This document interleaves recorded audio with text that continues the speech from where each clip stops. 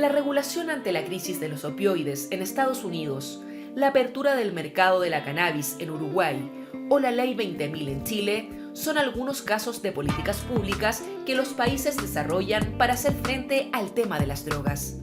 Sin embargo, todas ellas poseen aspectos que han sido analizados y advertidos por investigadores de todo el mundo. Uno de ellos es el doctor Álvaro Castillo, director del Núcleo Milenio para la Evaluación y Análisis de Políticas de Drogas y académico del Centro de Investigación en Sociedad y Salud de la Universidad Mayor, quien hoy protagonizará una nueva exposición del ciclo Ciencia PIL, Ideas que Atraen. Durante su presentación, el investigador evaluará cómo se han desarrollado temas como la regulación de los mercados, la despenalización efectiva de sustancias o el fortalecimiento de las legislaciones y detallará los desafíos en estas áreas. Los dejamos con la exposición Más allá de la controversia, una revisión a la política de drogas, e invitamos al doctor Álvaro Castillo a subir al escenario. Muchas gracias por venir. Sabemos que hay hartas actividades y se agradece, por supuesto, la asistencia presencial. Bueno, yo le vengo a hablar un poquito de lo que salía en la presentación del video. Les voy a mostrar tres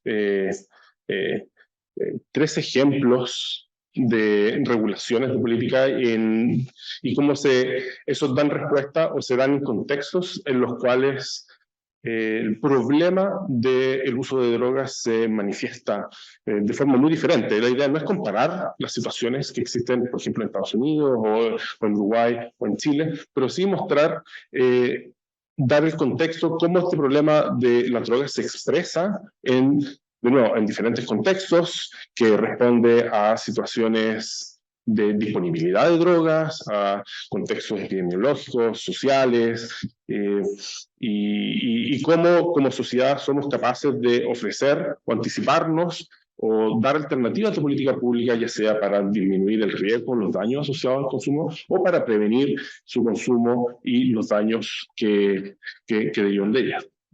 Entonces, voy a partir hablando de la crisis de los opioides en Estados Unidos y lo que se ha caracterizado como la epidemia de muertes por sobredosis. Y voy a partir hablando o tratar de poner un poquito de humanidad al problema y tratar de bajarlo de cifras que son siempre preocupantes y alertantes, pero cómo esto finalmente son vidas de personas que se terminan o se afectan por el consumo de una sustancia o de varias sustancias, en este caso tan nocivos como los opioides.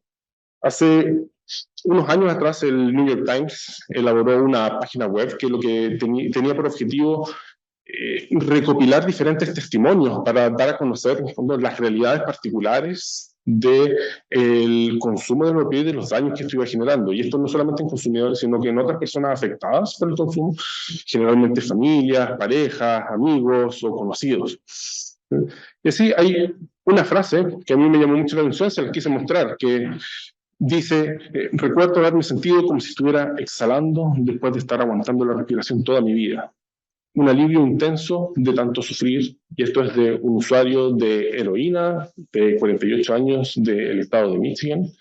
Y pongo esto para decir que cuando hablamos de drogas estamos hablando de tantas cosas diferentes. Estamos hablando de salud mental, estamos hablando de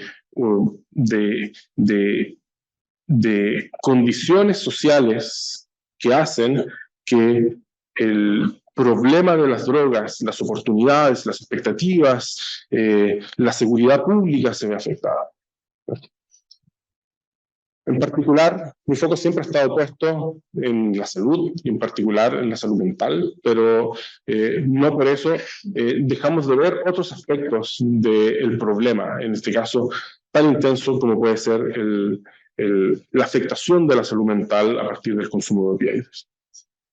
Por cierto, esto no es un fenómeno exclusivo de los Estados Unidos. El consumo de opioides se da principalmente, pero no exclusivamente, en el norte global. Y de a poco hemos estado viendo cómo la epidemia de muertes o de sobredosis por opioides también se ha ido trasladando a otras regiones, por ejemplo, en la área fronteriza de México con Estados Unidos sobre todo, y con, por supuesto, la preocupación que eso genera. Pero para poner algunas cifras en contexto, las muertes por sobredosis actualmente superan las 100.000 muertes en Estados Unidos. Son más muertes por sobredosis de drogas que los accidentes de tránsito y las muertes por armas de fuego combinadas. El 75% de las muertes por sobredosis involucra a uno o más opioides, y esto se traduce en aproximadamente una muerte cada 7 minutos en Estados Unidos. Y esta tiene una historia relativamente reciente. Cuando hablamos de la crisis de los opioides, estamos hablando de, todos sabemos, hemos escuchado, de cómo esto se inicia con una fase que se conoce o se le denomina la fase de los opioides de prescripción, que básicamente proviene de la irrupción y de la ampliación del mercado de los analgésicos en Estados Unidos, y en particular con la irrupción de un fármaco en particular que era la oxicodona, desarrollado, y hay una serie de cosas que están ahora disponibles, que cuentan un poco la historia. Entonces, enseguida viene que eso dura aproximadamente una década, un poquito más, desde fines de los 90 hasta inicios del año 2000, y luego comienza una irrupción fuerte de las sobredosis las muertes por sobredosis por consumo de heroína, y eso dura hasta aproximadamente mediados de la década pasada, y a partir de mediados de la década pasada comienza la irrupción fuerte de las muertes, en este caso por fentanilo principalmente, que es un opioide sintético que se comercializa, por supuesto, ilegalmente, ya sea inicialmente como adulterante de la heroína y ahora como una droga en sí mismo, con muertes que siguen creciendo año a año y que todavía no vemos un techo, que eso es algo que por supuesto es muy preocupante. Entonces, bueno, como les comentaba, razones para explicar la crisis del opioide bastantes, pero en general hay bastante consenso en entender que a fines de los años 90, principios de los años 2000, hubo una gran oferta de opioides de prescripción, y en particular asociados al fuerte lobby que desarrolló la industria farmacéutica a un fármaco en particular, que era la oxicodona o el Oxycontin en este caso, también en distintas formulaciones, algunas con acetaminofeno, otras cosas, pero era básicamente oxicodona, pero también habían otros, no era el único. La codeína hasta hace mucho tiempo, la hidrocodona u otros opioides que también generan dependencia y daños, por supuesto. Y esto en el marco de la elaboración de productos farmacológicos para el tratamiento, el alivio del dolor, principalmente del dolor agudo, producto de una lesión, a veces lesiones graves, a veces lesiones leves, y el dolor crónico, generalmente no paliativo y no oncológico. ¿Ya? Entonces, inicialmente se empieza a comercializar este fármaco como un producto eficaz, que por cierto es eficaz, seguro, y que no generaba dependencia. Por supuesto, sabemos que es eficaz, pero no es tan seguro y sí genera bastante dependencia. Entonces, en el proceso de una proliferación de este mercado, empiezan a darse distintas situaciones de acceso, sobreacceso y de malas prácticas de prescripción. Entre ellos, se dan algunas situaciones como lo que se llama el doctor shopping, personas que van de doctor en doctor tratando de buscar una prescripción para acceder a opioides. También está la proliferación de, por ejemplo, lo que se llama estas pill mill o estas clínicas para el tratamiento del dolor, que en realidad son una fachada básicamente para el expendio no regulado de analgésicos. Y esto en el contexto, de nuevo, de este lobby, de cómo este discurso o esta irrupción de estos fármacos fue penetrando también las prácticas médicas con una sobreprescripción, una prescripción muchas veces también sin un claro desarrollo de una estrategia de retirada que permitiera hacer un manejo seguro del dolor puntual que se estaba tratando. Y con problemas como los que, por ejemplo, salen en esa cita, que dice, y esto también lo vemos en las prácticas clínicas, si uno la empieza a ver o conversar con distintas personas, la sobreprescripción, en este caso de analgésico, pero también de psicofármacos u otros problemas. Entonces dice, cuando te embarcas en una cirugía mayor, pronto aprendes que el estoicismo no es una cualidad que la comunidad médica admira especialmente. Y por lo general, me dijo mi tratante, habían dos tipos de pacientes: los que estaban demasiado entusiasmados con la perspectiva de recibir un analgésico recetado y los que se resistían a tomarlos. Y ella, su tratante, se preocupaba más del segundo grupo, ¿no?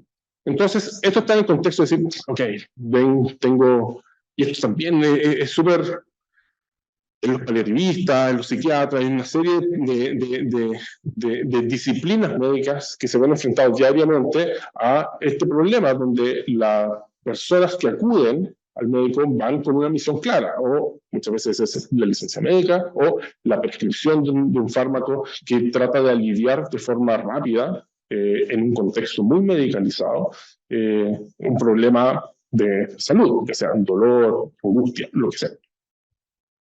Entonces, como respuesta de política pública, estas no son todas respuestas de política pública exclusivamente diseñadas para el problema de los opioides, pero muchas de ellas se han estudiado en el contexto de la crisis de los opioides, ¿no?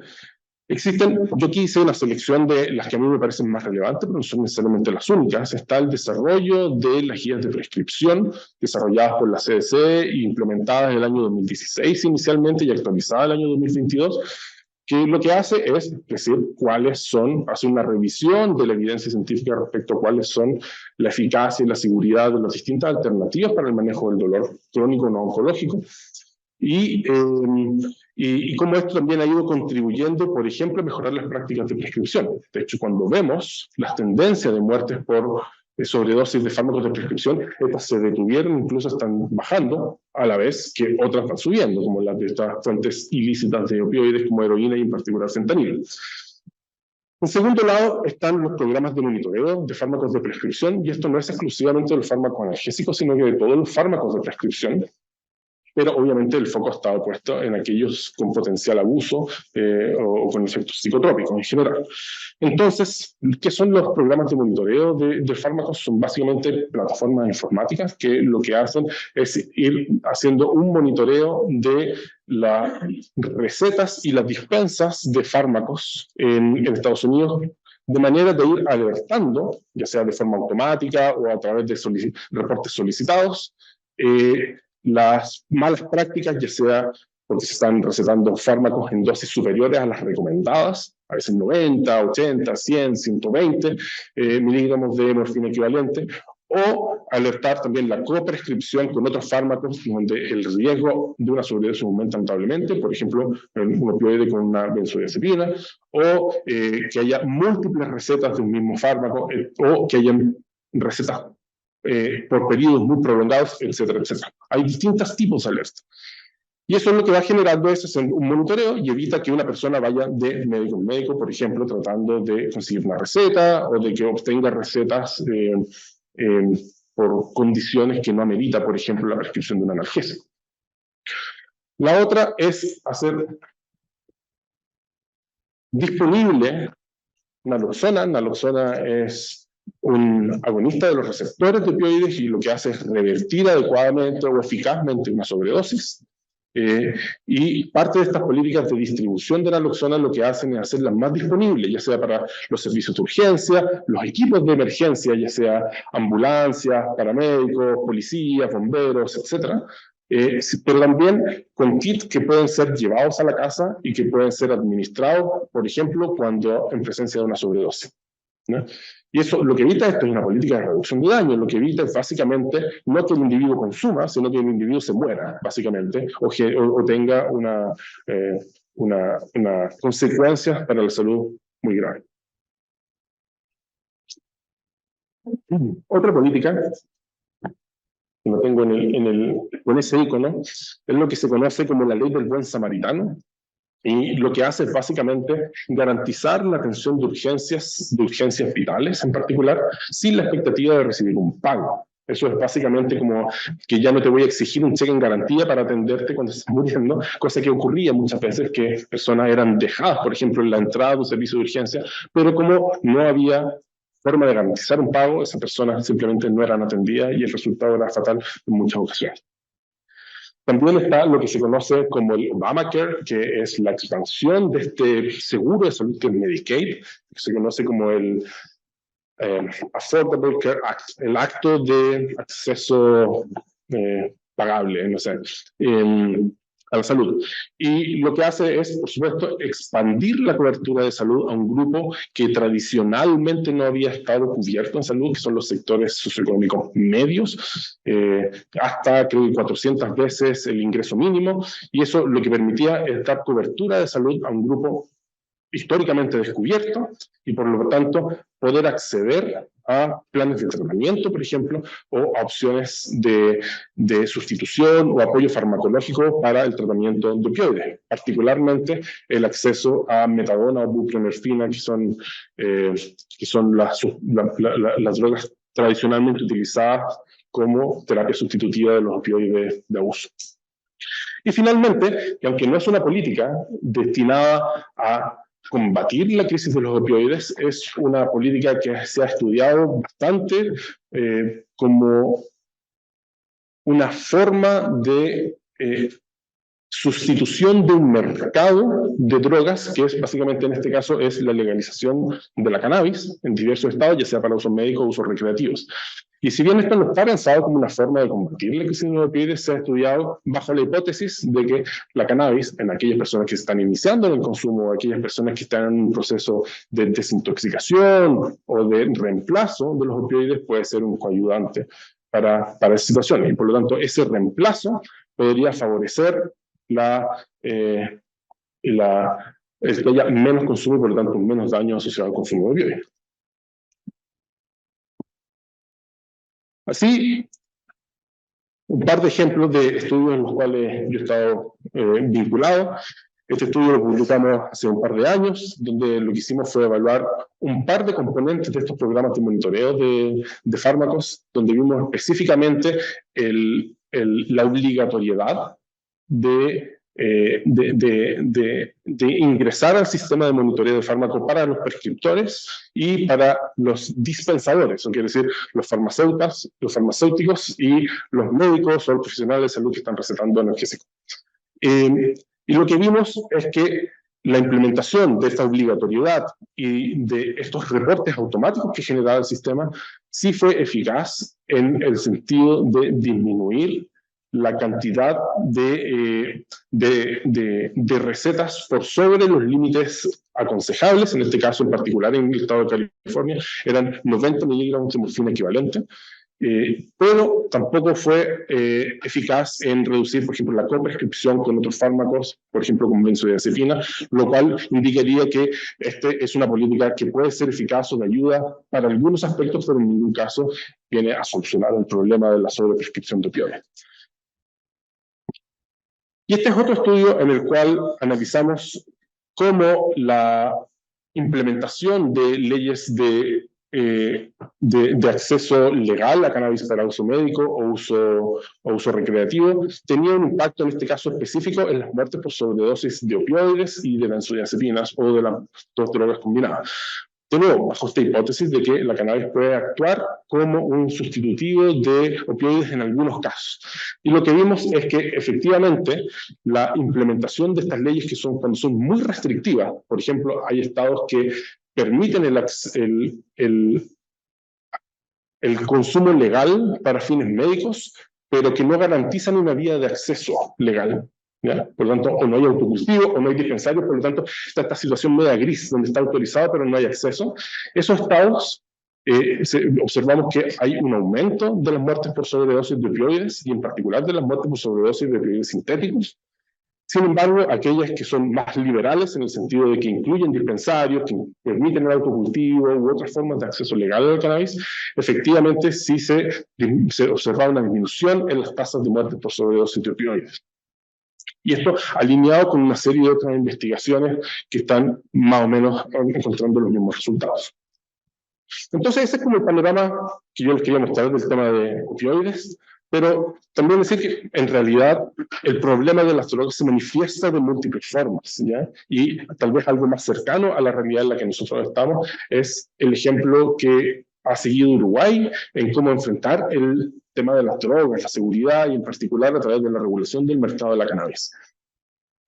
Entonces, ¿qué es lo que un poco de historia de esto, que en diciembre del año 2013, Uruguay se convierte en el primer país del mundo en garantizar un acceso legal a cannabis, si bien había una experiencia en 2 estados, en Estados Unidos, que era Colorado y Washington. Este es el primer país, que implementa una ley de regulación del mercado de la cannabis. Y esto se inicia a partir de lo que se conoce por una iniciativa que se llama la Estrategia por la Vida y la Convivencia, que no recuerdo cuántos puntos tiene, creo que tenía algo así como 11 puntos, y uno de ellos era la legalización de la cannabis, ¿no? Incluía otros puntos como parte de mejorar cuestiones asociadas principalmente a seguridad pública, ¿no? Pero en el camino del diseño de esta implementación, del diseño de la ley y implementación de la ley, se vio también que habían otros elementos que eran relevantes para la opinión pública y para los grupos de expertos que participaban, que tenía que ver principalmente con la protección de la salud de las personas. Entonces, esto es una política que fue implementada e impulsada desde el Ejecutivo, por lo tanto, tiene esta lógica vertical. No fue, si bien habían grupos específicos que demandaban modificaciones o cambios en las leyes de drogas o en las políticas de drogas, esto nace como una iniciativa del gobierno y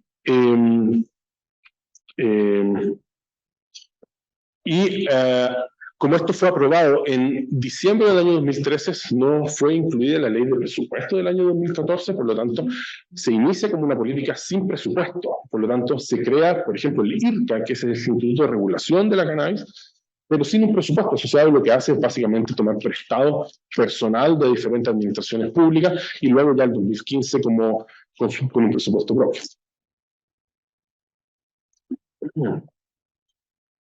Entonces, la ley 19.172, que es esta ley, lo que hace, define 3 modos de acceso que son mutuamente excluyentes entre ellos, que las personas que quieren acceder legalmente a la cannabis deben inscribirse previamente en una oficina de correos, por raro que suene, pero así es. Tienen que inscribirse como usuarios de cannabis, ya sea para acceder para autocultivo, ¿ya? Lo que básicamente fue implementado, la inscripción para ser autocultivador en agosto del año 2014, y lo que permitía es el autocultivo de hasta 6 plantas con una producción anual que no podía superar las 480 gramos, para ser miembro de un club canábico, y eso se inició las inscripciones en octubre del 2014, o sea, aproximadamente 10 meses después de la la aprobación de la ley. Y estos clubes permiten entre 15 y 45 miembros, con una producción anual que no pueden superar las 99 plantas o hasta 480 gramos de cannabis por miembro o por socio.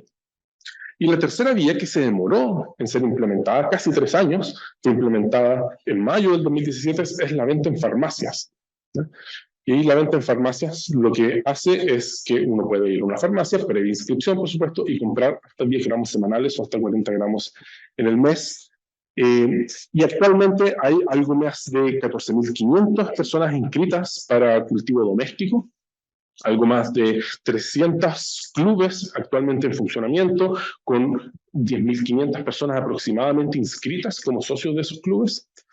37 farmacias están habilitadas para vender en Uruguay, esto al día de hoy, yo lo revisé hace 2 días, por eso. Y algo más de 61.000 personas inscritas como adquirientes en farmacias, ¿no?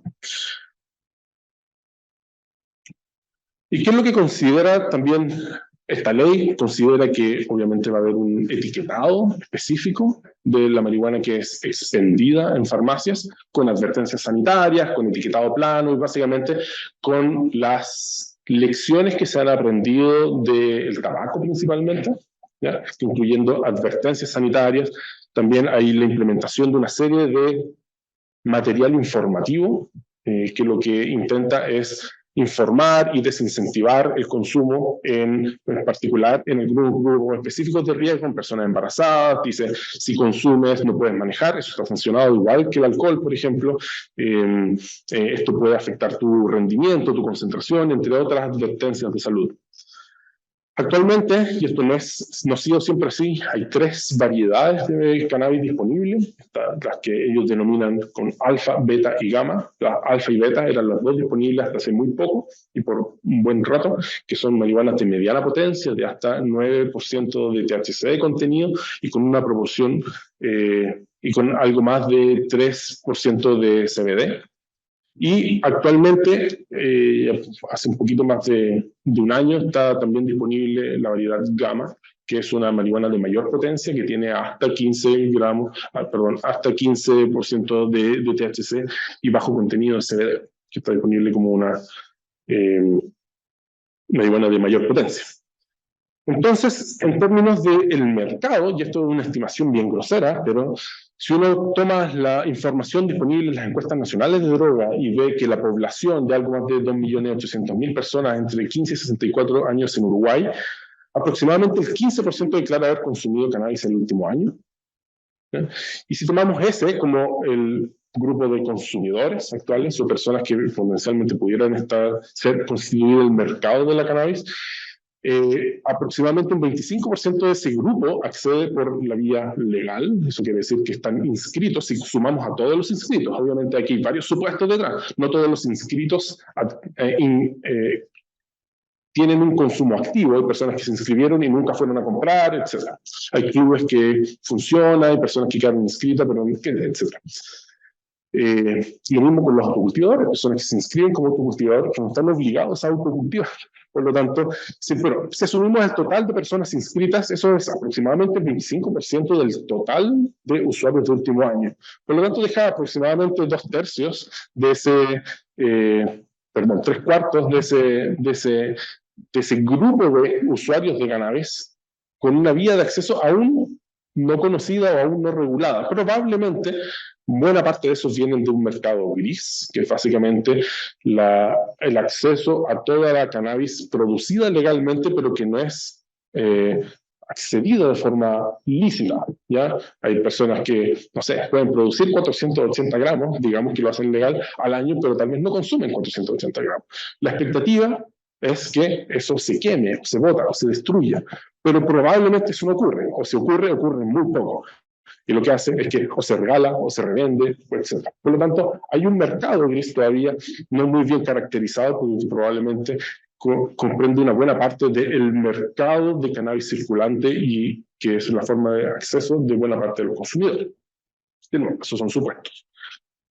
Entonces también un par de estudios que están relacionados específicamente con el consumo, pero en el cual analizamos de qué forma en el corto plazo, aquí mismo hasta 2017, la implementación de la ley de regulación del mercado de cannabis había impactado en el consumo, en particular en población adolescente, y lo que encontramos es que no hay ningún cambio detectable, de nuevo en el corto plazo, asociado a la implementación de esta ley, y esto incluye la prevalencia de consumo, frecuencia de uso u otras medidas de consumo de cannabis. No sé cómo viene el tiempo. Asimismo, publicamos otro estudio, un poquito más reciente, pero también donde veíamos 2 grupos, en este caso, aquellos que estaban muy próximos a la edad de corte de acceso legal, o sea, entre 18 y 21 años, y entre 12 y 17 años, que serían aquellas personas que están también en edad escolar, pero que en teoría no debieran acceder legalmente a cannabis. Y lo que vimos también al comparar esos 2 grupos con un grupo de comparación, en este caso era Chile, lo que observamos es que tampoco podíamos concluir que había una diferencia estadísticamente detectable entre los grupos. Por lo tanto, hasta el momento, y esto en general, no hay más evidencia que esta. No hay información que permita concluir de que la implementación de este modelo regulado de cannabis, con un monopolio estatal y una serie de condiciones que la hacen muy distinta a las leyes de uso de acceso legal a cannabis como en Estados Unidos, haya tenido un impacto negativo en el consumo. Por supuesto, hay muchos otros elementos que uno debiera analizar y mirar en una ley de este tipo, que incluye cuestiones relacionadas con con delitos, con tráfico, con el uso de otras drogas, con servicios de urgencia, etcétera. Pero por lo menos hasta lo que sabemos y relacionado al consumo, no es una ley que haya tenido un impacto. Por supuesto, es algo que hay que seguir monitoreando, y lo cual nosotros seguimos trabajando para analizarlo. Entonces, el tercer caso o ejemplo o realidad que me gustaría que conversáramos o que revisáramos tiene que ver con la realidad chilena en particular. Entonces, y aquí obviamente no tengo ni la capacidad ni el conocimiento para hacer un barrido exhaustivo de toda la regulación de las drogas que existen en Chile, pero sí les quiero mostrar algunos ejemplos. Y obviamente la ley que rige la persecución y el tráfico de drogas en Chile es la ley 20.000. Entonces, en Chile, esta es la ley que sanciona el tráfico ilícito de drogas, y aunque está bastante vilipendiada y en general, y efectivamente tiene hartos problemas, porque hay como incertezas jurídicas y hay un montón de cuestiones asociadas a esta ley, visualizada y que estigmatiza cierto grupo, entre otras cosas, lo que hace no es... Si uno quiere ponerla dentro de un continuo de leyes restrictivas, no está dentro de las leyes más restrictivas en el mundo, ¿no? De hecho, cuando analizamos, por ejemplo, el artículo 4, lo que dice es que está prohibida la posesión, el transporte, el almacenamiento o porte de sustancias o drogas estupefacientes y psicotrópicos, pero después más adelante en el mismo articulado dice, a menos que se justifique que está destinada a la atención de un tratamiento médico o su uso o consumo personal exclusivo y próximo en el tiempo. De nuevo, ¿qué es personal, exclusivo y próximo en el tiempo? Siempre está esa discusión, o de qué forma, hasta hace un tiempo atrás, uno podría decir, bueno, ¿y cómo justifico yo un uso médico? Y aquí estaban estas interpretaciones y personas y comunidades que decían, no, pero yo puedo conseguir una receta médica de alguien que justifique mi uso de cannabis para el tratamiento del dolor, de plasticidad u otros problemas, y decían, no, pero no existe la evidencia, y hay una disputa que aún no está resuelta, por cierto, pero que la ley no la excluye, ¿ya? Y de hecho la menciona explícitamente. Asimismo, el artículo 8 lo que menciona es que prohíbe la siembra, la plantación, el cultivo, la cosecha, bla, bla, bla, bla, bla, y de nuevo, a menos que se justifique que está destinada a su uso o consumo personal exclusivo y próximo en el tiempo. En la realidad lo que ocurría es que si tú tienes una planta o algunas plantas y no tenías, incluso con una receta, básicamente estabas en problema, ¿ya? Y probablemente, y si tenías atenuantes y una serie de otras cuestiones, probablemente no ibas a terminar la cárcel, aunque tuvieran muchas, pero sí estabas en un proceso judicial complejo, largo, y que probablemente iba a significar una mancha en tus antecedentes penales también.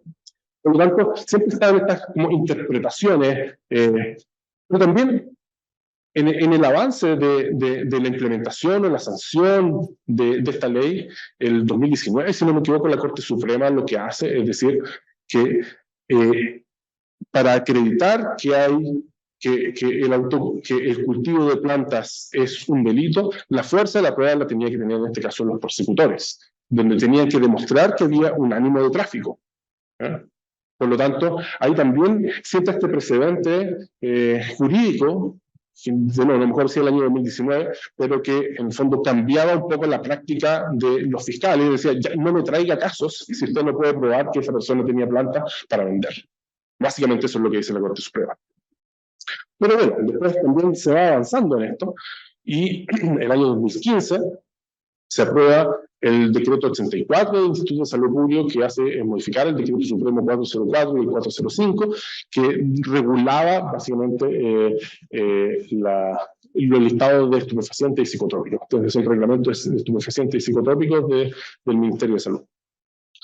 Y lo que hace el decreto 84 es que explicita algunas cosas que estaban también en un campo bastante gris, y lo que hace, en resumidas cuentas, es que el ISP, a partir de la autorización o la aprobación del decreto 84, autoriza el uso de cannabis para la elaboración de productos farmacéuticos de uso humano, y que las especialidades farmacéuticas que entregan cannabis podrán que contengan cannabis podrán expenderse al público en farmacias o laboratorios mediante receta médica retenida.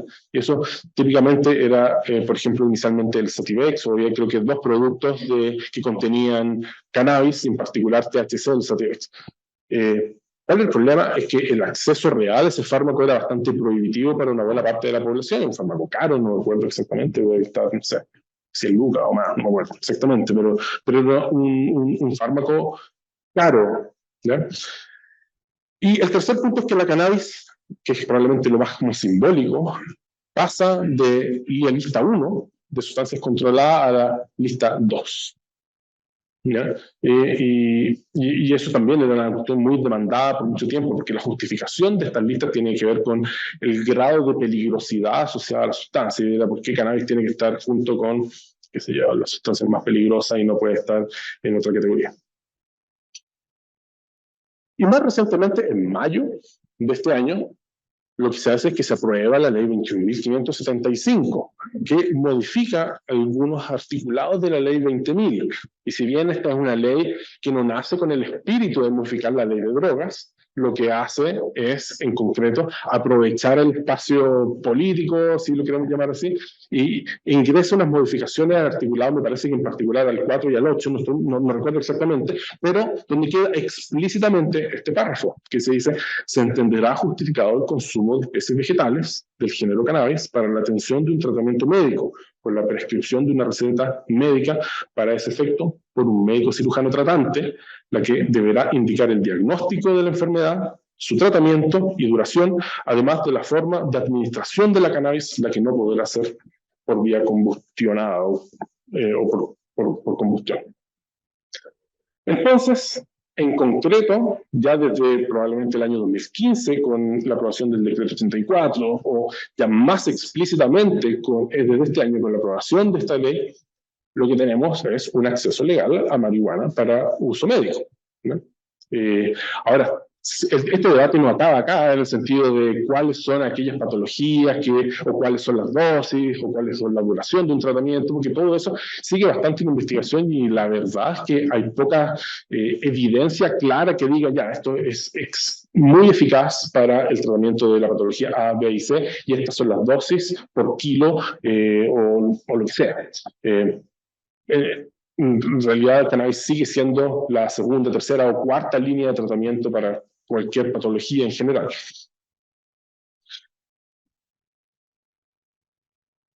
Enseguida, eso en el contexto de las drogas ilícitas. De aquí también, de nuevo, muy brevemente, donde no solamente tenemos una regulación de las drogas ilícitas, obviamente tenemos una regulación de aquellas que son lícitas, y aquí en particular quiero hablar del alcohol, pero también muy brevemente en la historia reciente, porque uno puede ir bastante más atrás en la legislación, que en el año 85 se promulga la ley 18.455, que lo que hace es básicamente fijar las normativas de producción, elaboración y comercialización. Este es del Ministerio de Agricultura, que posteriormente, el año 2003, se aprueba la ley 19.925 del Ministerio del Interior, donde lo que hace es regular el expendio, la publicidad y otras series de cosas relacionadas con el alcohol.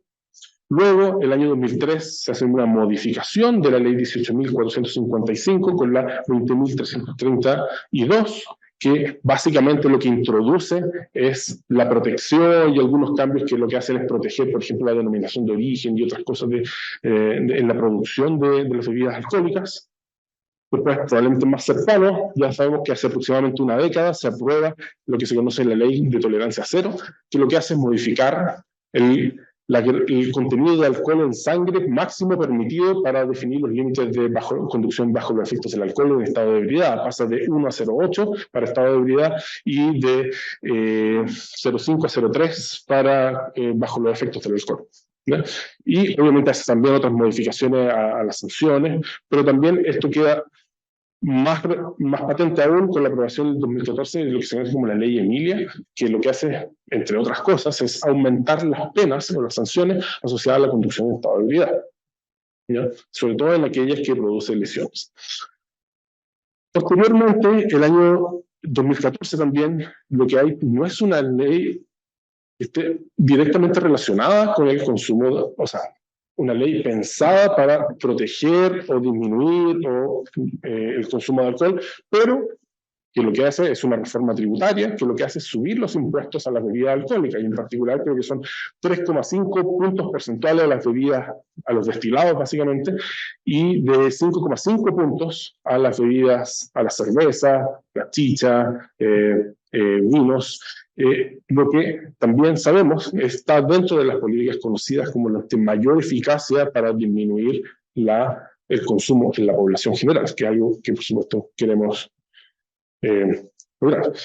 Y el año 2021 se aprueba la ley 21.363, donde que lo que hace es modificar la ley 19.925 e introducir, entre otras cosas, mayores restricciones a la publicidad, por ejemplo, en los horarios en los que se permite hacer publicidad, por ejemplo, en actividades deportivas, modifica las sanciones asociadas a la venta a menores de edad, entre otras cosas. Por lo tanto, en general, la tendencia de la implementación de políticas asociadas, por ejemplo, al consumo de alcohol, también a tabaco, han ido en la vía de ir regulando y haciendo más estricta el acceso a estas sustancias que generan muchos daños en la población, por cierto, y de las cuales también se han ido aprendiendo lecciones, por ejemplo, en el caso uruguayo, para ir implementando y mejorando y perfeccionando la ley que regula el mercado de la cannabis.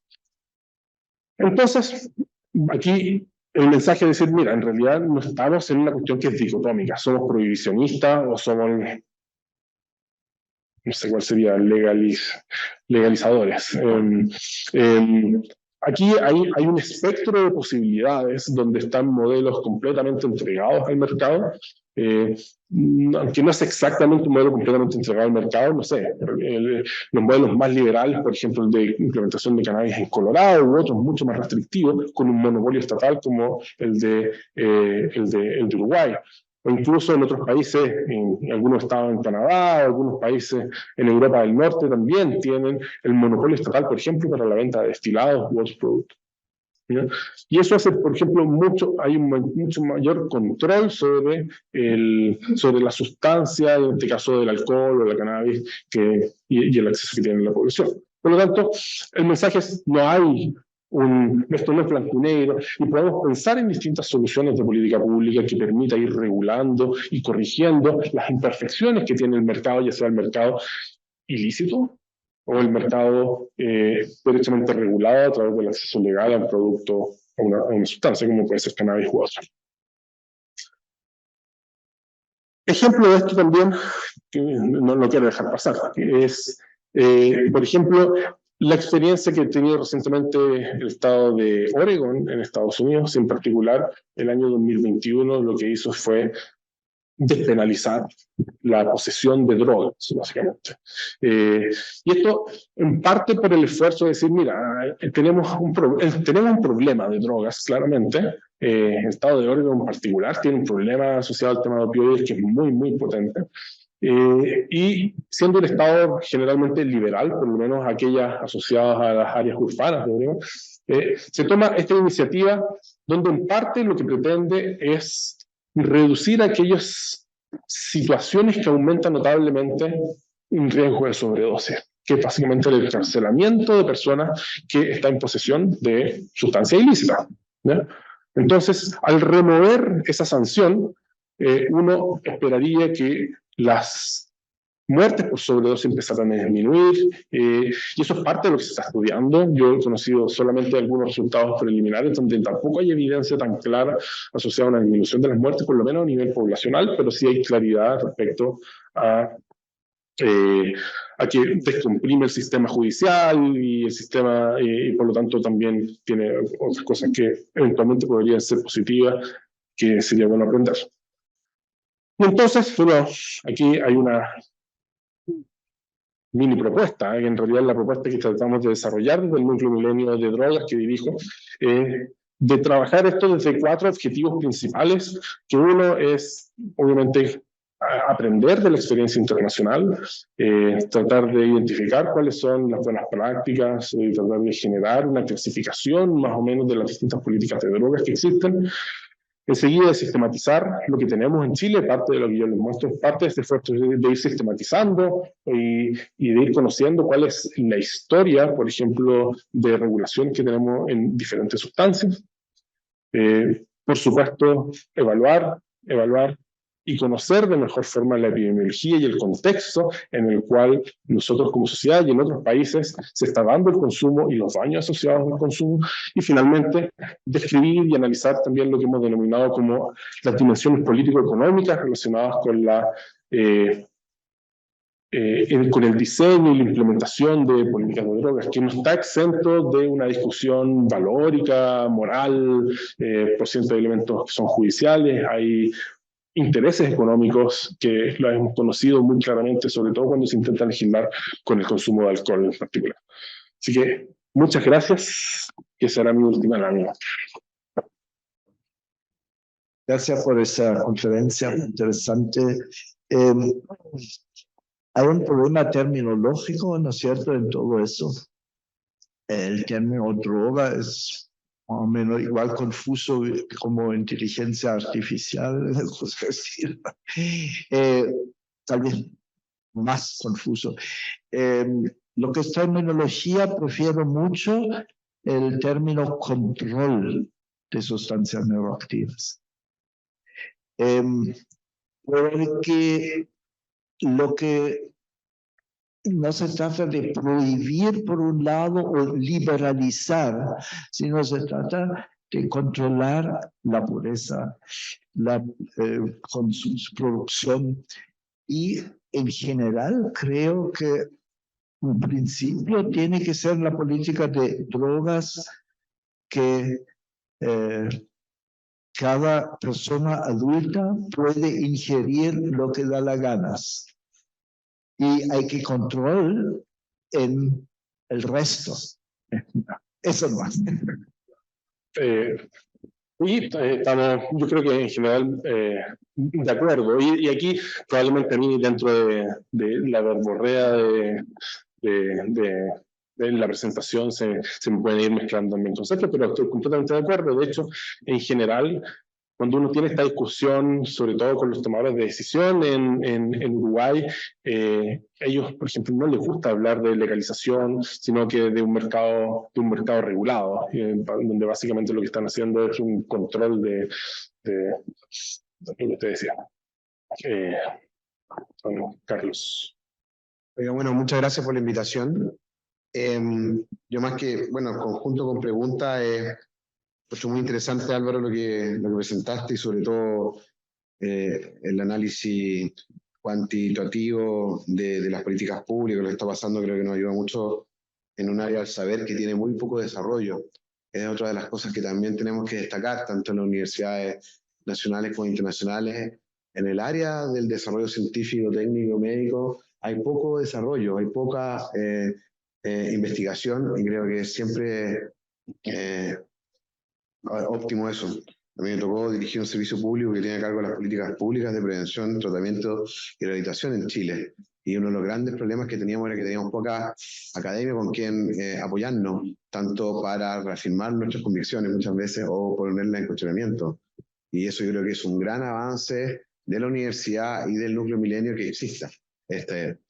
Dicho lo anterior, estoy en muchas cosas en desacuerdo con los dos, pero no es la oportunidad para decirlo acá, ¿cierto? Sino que humildemente, no, porque es muy latero. Pero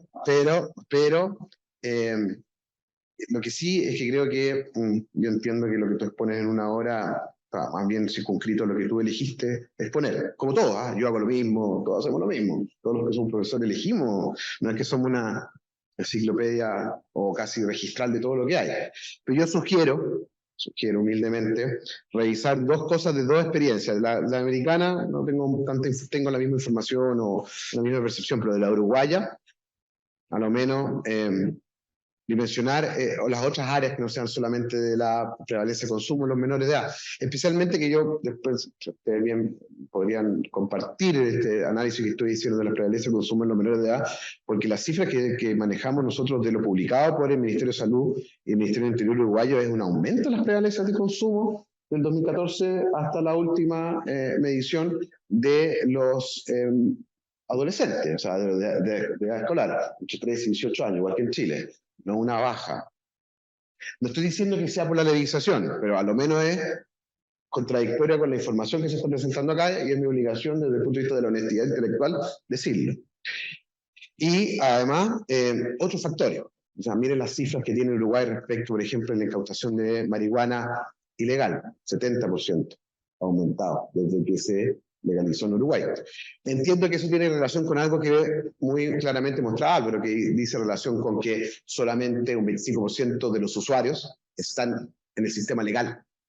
Y como bien dice además tú, tomar la decisión de tener un estanco estatal.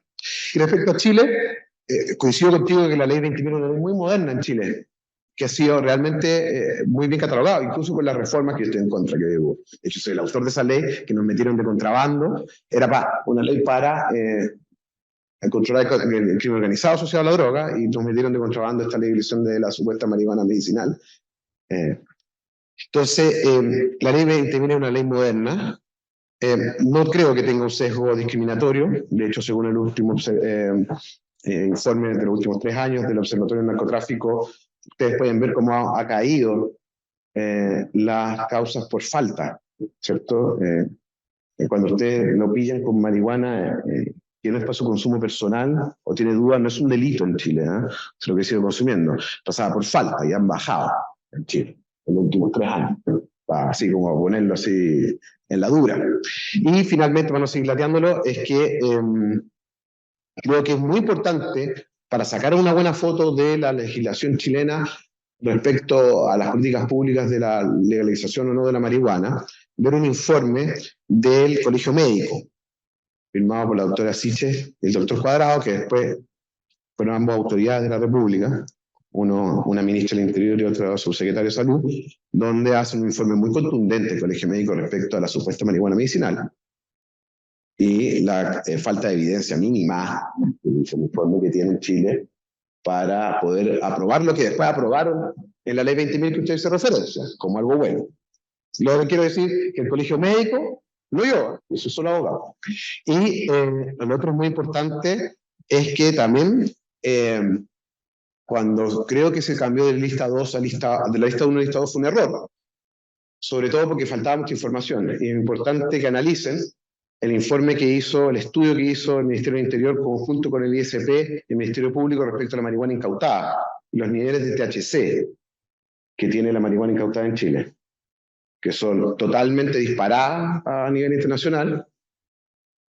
Claro que no tenemos una comparabilidad con el resto de Latinoamérica por algo que ustedes todos saben que no miden como nosotros, y no hay otro estudio paralelo con que medir. O sea, no sabemos cuál es la calidad de la marihuana incautada en Uruguay, tampoco en Argentina, tampoco en Panamá, elijan cualquier país, porque Chile es el único que lo mide. Por lo cual, para tener una foto más completa, yo les sugiero, ustedes verán si les sirve o no, el informe de la marihuana medicinal, de la supuesta marihuana medicinal del Colegio Médico y de la marihuana incautada. Y para ver si les cambia un poco la percepción de que la marihuana es una droga blanda la que se consume en Chile o de leve daño. Muchas gracias. Bueno, algunas cosas. Sí, efectivamente, en el caso de Uruguay, las prevalencias de consumo han aumentado en población general y han aumentado en población general, escolar. Los estudios que mostré están publicados, son en todo público y está claramente descrita la metodología y todo, en el fondo. Pero hay unas precisiones como técnicas, metodológicas. El aumento del consumo se inició previo a la implementación de la ley, por lo tanto, independiente del método que uno ocupe o el punto de comparación, uno debiera considerar la tendencia o la trayectoria del consumo antes de decir si aumentó producto de la implementación de una ley o no. En el caso chileno, sin haber implementado una ley de regulación del mercado, también se aumentó. Por lo tanto, y luego empezó a bajar, y está bien. Todavía no sabemos cuál es la trayectoria. Finalmente, si uno analiza las prevalencias de consumo y las trayectorias de las prevalencias de consumo en Uruguay y en Chile, son bastante similares. Empezaron a subir con 2 años de desfase en Chile y en Uruguay. Si uno ve el último estudio de Uruguay, la curva de ascenso empezó a estancarse vamos a ver si empieza a disminuir, tal como Chile lo empezó a hacer hace algunos años atrás. Por lo tanto, creo que también en la perspectiva, el análisis que nosotros hicimos era si efectivamente la ley había producido un cambio, y por lo menos no tenemos evidencia de que la ley haya producido un cambio. En un contexto cambiante de consumo. ¿Ya? Sí, eso no está en duda. El tema es si ese cambio se produjo por la implementación o no de esta política. Ahora, esto no es categórico en ningún caso, porque es algo que está sucediendo actualmente, no hay mucha información todavía, las encuestas son más o menos espaciadas, en particular en otros países diferentes de Chile. Chile tiene una tradición de realización de encuestas poblacionales envidiable en buena parte del mundo, en particular en Latinoamérica, que son cada 2 años regularmente, con una pequeña introducción ahí, interrupción por COVID, pero y Uruguay lamentablemente no ha tenido esa misma seriedad pero bueno, el resto, conozco el informe del ISP, conozco el informe del Colegio Médico, aquí yo tampoco me paro aquí abogando por el uso medicinal de la cannabis. Creo que hay un montón de cuestiones a discutir. Como mencioné, no es la primera línea de tratamiento para ninguna patología, ni para dolor, espasticidad, ni nada.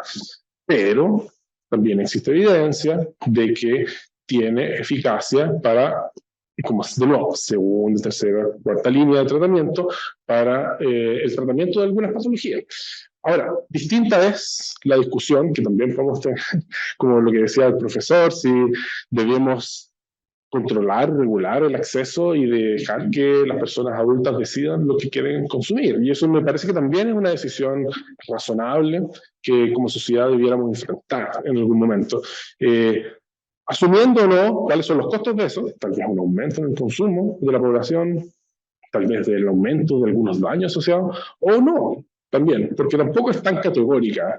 Y hace muy poquito, hace unos meses atrás, el gobierno alemán publica una compilación, una revisión sistemática de toda la evidencia disponible relacionada con las leyes que regulan la cannabis en distintos lugares del mundo, y buena parte de las conclusiones es que hay insuficiente información para decir que estas leyes han generado un problema, ya sea en el ámbito jurídico, sanitario o de consumo. Por lo tanto, esto tampoco es categórico, porque bueno, esto es historia reciente y que está ocurriendo, pero creo que estamos en posición para tener ese debate. Y estoy de acuerdo con que la modificación del articulado de la ley 20.000 reciente fue una cuchufleta, pero el punto es que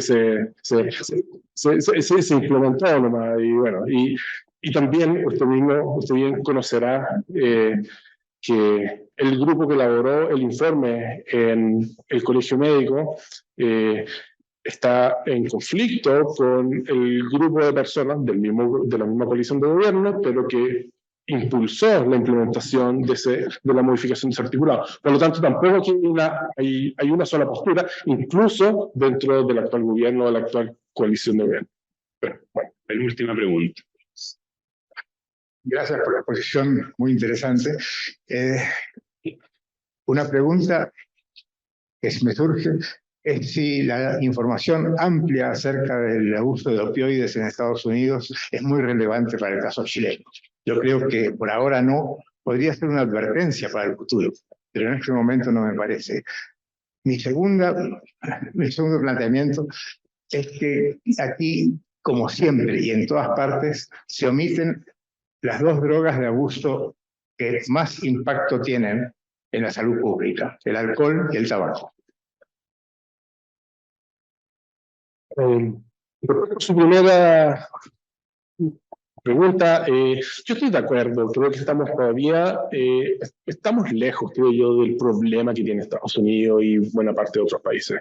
Pero creo que no estamos exentos, creo que estoy de acuerdo en que es una advertencia. Creo que en Chile sí tenemos una alta prescripción de otros fármacos, en particular de ansiolíticos, en particular de benzodiazepina, y por lo tanto, digamos, la medicalización de la sintomatología psiquiátrica o física no es un problema del que nosotros estamos exentos. Por lo tanto, creo que una señal de alerta. Eventualmente puede haber una expansión del mercado de estos opioides sintéticos, que son los que actualmente están ocasionando el problema. Creo que no estamos necesariamente exentos de eso. Han habido algunas incautaciones en Chile de fentanilo. Creo que es una señal de alerta. Estoy de acuerdo con usted que todavía estamos lejos de esa realidad.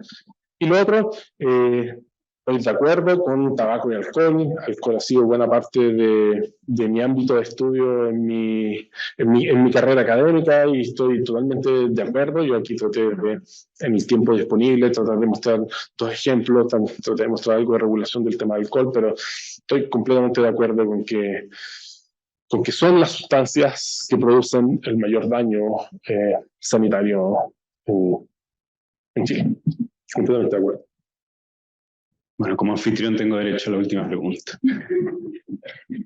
Una de las cosas más interesantes que contaste, además que un trabajo tuyo que me pareció muy impresionante, es que la legalización de la marihuana podría disminuir la adicción de drogas más duras, opioides. Pero lo dijiste muy al pasar.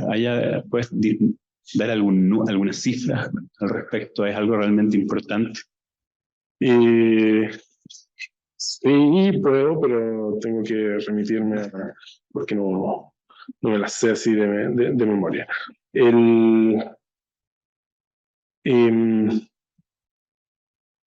Nosotros, el año 2013... Pero cuenta si es relevante nomás por último. Sí. El año 2013 publicó el primer artículo que analizaba legalización de cannabis, que era un poquito de estado en Estados Unidos, y uso de opioides en JAMA, así como en muy buena revista médica. Pero después de eso había una seguidilla, yo creo que a esta altura tienen haber así como 19, 20 papers que analizan esto, con diferentes problemas metodológicos, con diferentes datos, con diferentes definiciones. Nosotros, por supuesto, tratamos de superar la mayor cantidad de problemas. No quiere decir que sea perfecto nuestro estudio.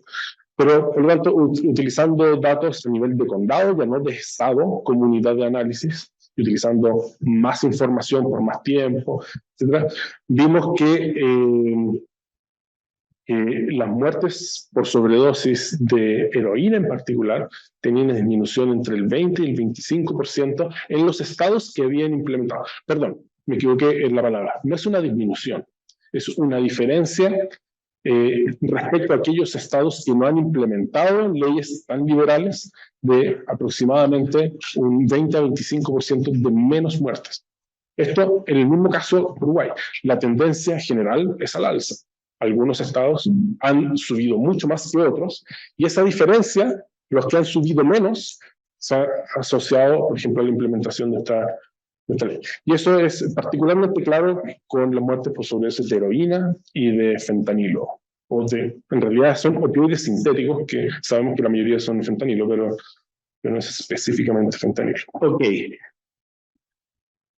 Voy a ponerme aquí para despedirme, para que me vea la gente ahí en sus casas y del mostrador. Quiero agradecerles a todos los presentes y los que nos están viendo en una pantalla por estar aquí. Y bueno, los invito a los siguientes eventos que tengamos de Ciencia PIC, que serán anunciados prontamente. Muchas gracias. Gracias, Álvaro, por tu espectacular presentación.